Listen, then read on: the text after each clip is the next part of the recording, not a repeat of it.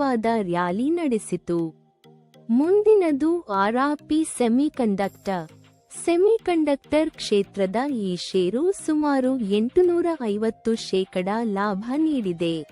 ಭಾರತದಲ್ಲಿ ಚಿಪ್ ಮತ್ತು ಎಲೆಕ್ಟ್ರಾನಿಕ್ಸ್ ಕ್ಷೇತ್ರದ ಮೇಲಿನ ನಿರೀಕ್ಷೆಗಳು ಈ ಷೇರಿಗೆ ದೊಡ್ಡ ಬಲ ನೀಡಿವೆ.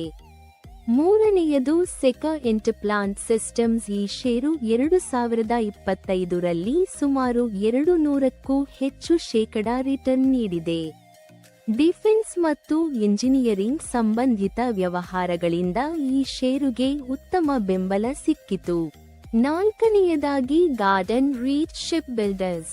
ಈ ಷೇರು 2025ರಲ್ಲಿ 100%ಕ್ಕಿಂತ ಹೆಚ್ಚು ಲಾಭ ನೀಡಿದ್ದು, ಹೂಡಿಕೆದಾರರ ಹಣವನ್ನು ಡಬಲ್ ಮಾಡಿದೆ.